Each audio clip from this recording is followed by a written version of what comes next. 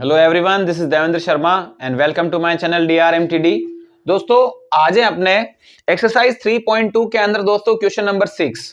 अब question number 6 के अंदर भी आपको दो क्वेश्चन देखने को मिलेंगे, जिसमें से फर्स्ट क्या है, what is the minimum interior angle possible for a regular polygon and why. हमें पूछा गया है एक रेगुलर पॉलीगन के अंदर मिनिमम इंटीरियर एंगल कितने का हो सकता है, कम से कम एक इंटीरियर एंगल कितने का हो सकता है वो हमें बताना है। इस क्वेश्चन का आंसर हम करेंगे, लेकिन उससे पहले एक छोटी सी एक्टिविटी करते हैं। देखो, हम अगर सबसे पहले एक रेगुलर पॉलीगन की शुरुआत करते हैं तो कम से कम एक रेगुलर पॉलीगन बनाने के लिए 3 साइड की जरूरत होती है। ये है अपने ट्राइंगल। क्या है? ट्राइंगल। ट्राइंगल के बाद में बारी आती है दोस्तों क्वाड्रिलेटरल की, और क्वाड्रिलेटरल के बाद में बारी आती है दोस्तों पेंटागन की। ठीक है, किसकी आती है? पेंटागन की। और ये सब रेगुलर है, सारे के सारे क्या है? रेगुलर। ये सारे रेगुलर। रेगुलर का मतलब क्या होता है? सारी साइड बराबर है, सारे इंटीरियर एंगल बराबर है और सारे एक्सटीरियर एंगल भी बराबर है। फिलहाल हमारी बात इंटीरियर एंगल पे चल रही है, तो हम इंटीरियर एंगल पे ही फोकस करते हैं। तो क्वेश्चन में कह रहा है ये रेगुलर पॉलीगन है, सारी साइड बराबर होगी और सारे इंटीरियर एंगल क्या होंगे? बराबर होंगे। अगर एक रेगुलर ट्राइंगल है और ये रेगुलर है तो इसके सारे इंटीरियर एंगल कितने के होते हैं? 60-60 के होते हैं। हम अच्छी तरीके से जानते हैं, ठीक है। और नहीं भी जानते तो हम फाइंड कर लेंगे। एक क्वाड्रिलेटरल, ये रेगुलर है, इसका मतलब इसकी चारों साइड इक्वल है और चारों एंगल इक्वल है, इसका मतलब इसके चारों एंगल 90-90 के होते हैं, आपको पता है, ठीक है। और ये रहा पेंटागन, और पेंटागन ये भी रेगुलर है और इसके भी सारे इंटीरियर एंगल क्या है? इक्वल है। अब दोस्तों बात आ जाती है कि सारे इंटीरियर एंगल होंगे कितने के। मैंने तो बता दिया 60 के हैं, 90 के हैं। फाइंड भी किया जा सकता है, जैसा कि मैंने बताया। फॉर्मूला कौन सा होता है दोस्तों? n-2 into 180 upon n।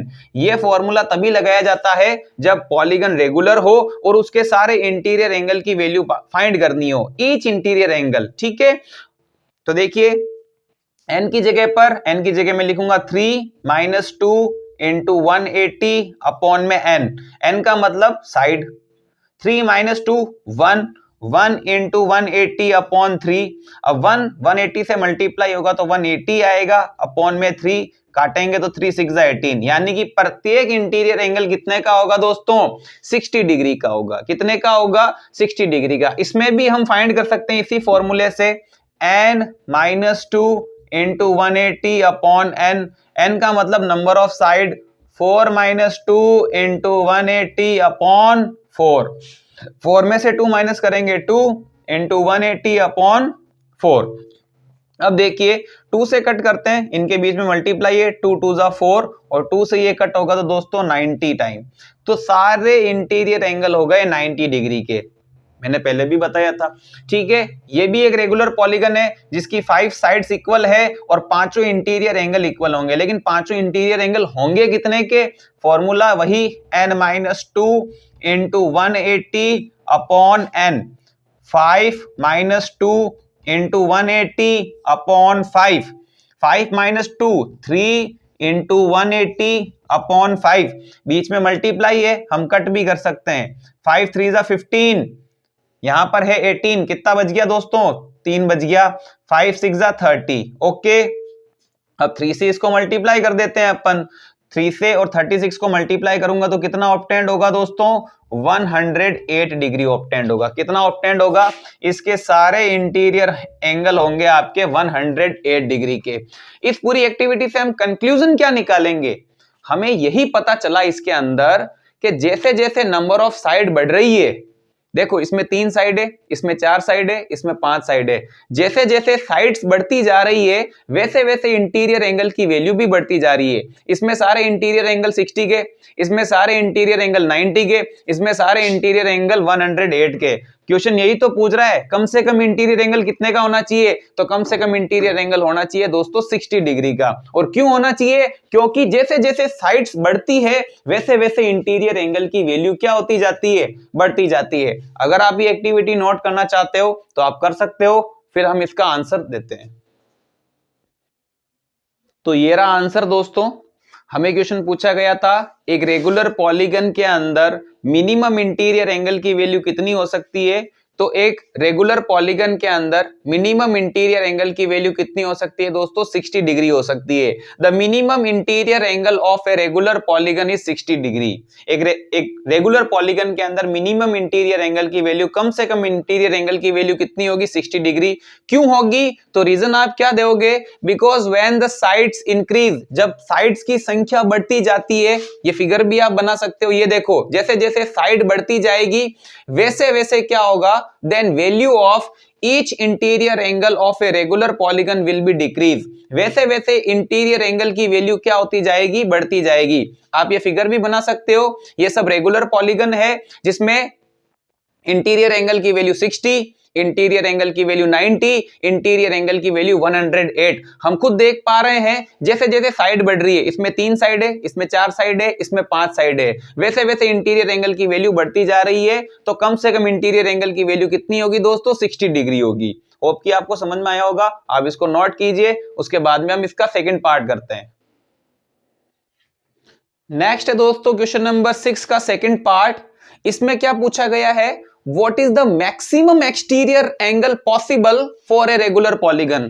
उसमें तो इंटीरियर एंगल के बारे में पूछा गया था, इसमें एक्सटीरियर एंगल के बारे में पूछा गया है। एक रेगुलर पॉलीगन के अंदर सारे एक्सटीरियर एंगल और मैक्सिमम एक्सटीरियर एंगल कितने का हो सकता है? ज्यादा से ज्यादा एक्सटीरियर एंगल की वैल्यू क्या हो सकती है, वो हमें बतानी है।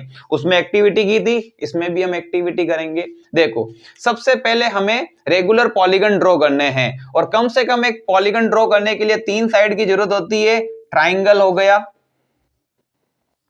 क्वाड्रिलेटरल हो गया, ठीक है, और पेंटागन हो गया, ठीक है। बस इससे ज्यादा अपने को कुछ नहीं करना है। अब बात किसकी चल रही है? एक तो वो रेगुलर है। रेगुलर का मतलब क्या है? सारी साइड्स इक्वल होगी, सारे इंटीरियर एंगल इक्वल होंगे और सारे एक्सटीरियर एंगल भी इक्वल होंगे। और हमारा जो क्वेश्चन है वो एक्सटीरियर एंगल पे चल रहा है, तो हम फोकस एक्सटीरियर एंगल पे ही करेंगे। एक्सटीरियर एंगल कैसे मिलेंगे? जब साइड्स को इंक्रीज किया जाए तभी तो ऑब्टेंड होंगे। ये लो, मैंने साइड्स को क्या कर दिया? इंक्रीज कर दिया।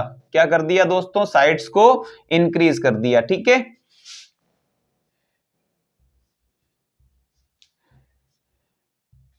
अब देखिए, अब हमें क्या करना है? इनके एक्सटीरियर एंगल की वैल्यू फाइंड करनी है। और वैसे हम रेगुलर पॉलीगन के एक्सटीरियर एंगल की वैल्यू फाइंड करने का फॉर्मूला हम अच्छी तरीके से जानते हैं।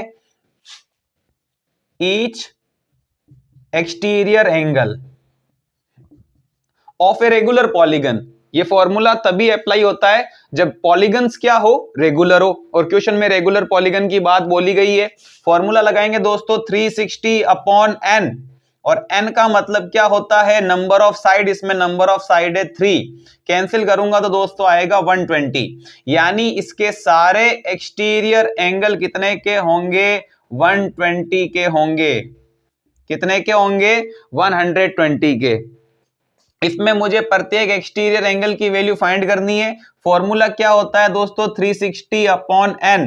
देन 360 अपॉन n की जगह पर हम रखेंगे 4 से कट करूंगा, 4 9 जा 36। सारे एक्सटीरियर एंगल 90 के होंगे। कितने के होंगे? 90 के। ओके, इसमें देखिए, इसमें भी मुझे सारे एक्सटीरियर एंगल की वैल्यू फाइंड करनी है। फॉर्मूला क्या होगा? 360 upon n। 360 should be as it is. n की जगह पर मैं क्या लिखूंगा? 5, क्योंकि इसमें नंबर ऑफ साइड कितनी है? 5 है। मैं कट करता हूं, 5 7 जा 35, एक बच गया, 5 2 जा 10। इसके सारे एक्सटीरियर एंगल की वैल्यू आ रही है 72 डिग्री। कितनी आ रही है दोस्तों? 72 डिग्री। कंक्लूजन क्या निकालेंगे? हमें इसमें यही देखने को मिल रहा है कि जैसे जैसे इसमें साइड्स बढ़ रही है, इसमें 3 साइड है, इसमें 4 साइड है, इसमें 5 साइड है, वैसे वैसे एक्सटीरियर एंगल की वैल्यू घटती जा रही है, डिक्रीज होती जा रही है। इसमें एक्सटीरियर एंगल 120 के है, इसमें एक्सटीरियर एंगल 90 के है, इसमें एक्सटीरियर एंगल 72 डिग्री के। और क्वेश्चन यही तो पूछ रहा है कि मैक्सिमम एक्सटीरियर एंगल की वैल्यू कितनी हो सकती है? तो मैक्सिमम एक्सटीरियर एंगल की वैल्यू 120 हो सकती है। क्यों? क्योंकि उसके बाद में जैसे जैसे साइड्स बढ़ती जाएगी वैसे वैसे एक्सटीरियर एंगल की वैल्यू तो घटती जाएगी, और 3 साइड से छोटा तो कोई पॉलीगन होता ही नहीं है।